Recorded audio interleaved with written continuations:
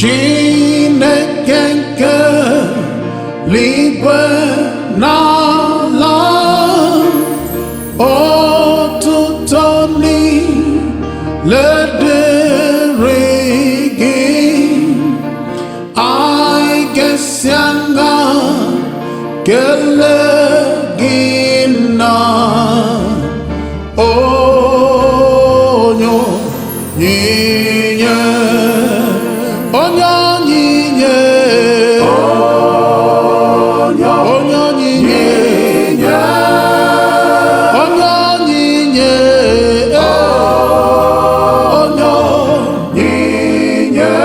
Uche gị kasị mma, anyị ga-esi aṅa kelee gị, kelee eze m.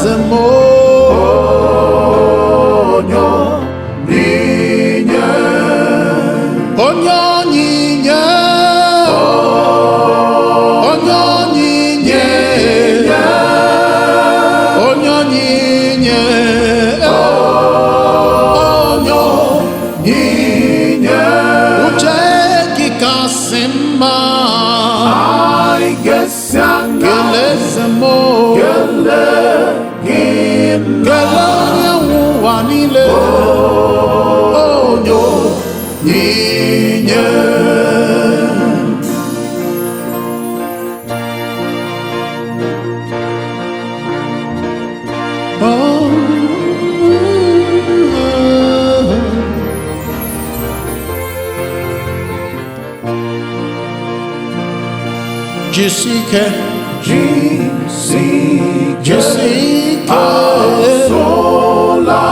asola ngongo, mozo giba,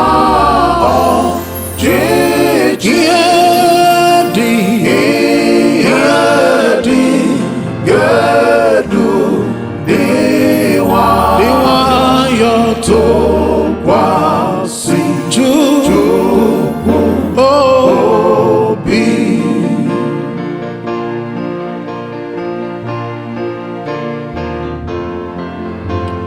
Mozo jonjo ma ozo jonjo di soto ya dianya soto ya di kwa zoye nike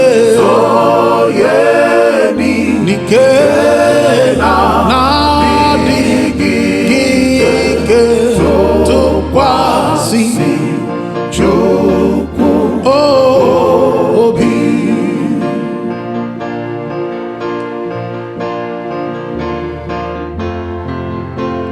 Madu fodu gaboi ndị ọzọ geledai anya, rapụ ha lee anya n'elu tụkwasị Chukwu. Rapụ ha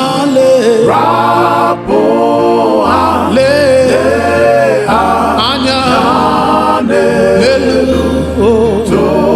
tụkwasị Chukwu. Rapụ ha lee anya tụkwasị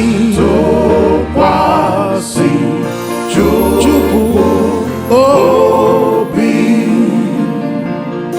Atụla egwu gị, atụla egwu, lela anya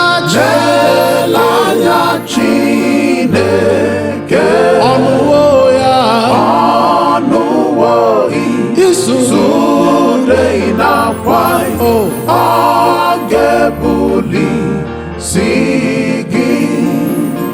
n'ime nsogbu nkụwa ọ na-akwara anyị ụzọ chere mgbe ya abalị nka ga-ebi n'ụbọchị ọṅụ o setie aka ya gịnị ga-egbochi ya mgbe ọ ga-alụ ruo ndị ọgụ onye ga-emegide gị atụla egwu gị atụla egwu lela anya Chineke ọnụwo isude n'akwa ọ ga-ebulisi gị ọtọ gbọrọ n'ili onye zọpụta na-eju ụbọchị ahụ Jizọs eze osiwo bilie o meriwo n'iro ya onye mmeri hallelujah ike ọchịchị ya na ndị nsọ ya gachi ebi obilie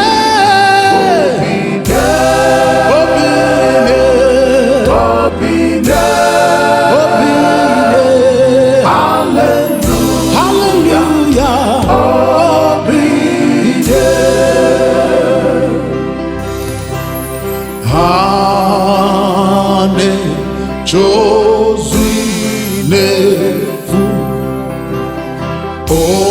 onye zọpụta mechili gị n'efu Yeshua eze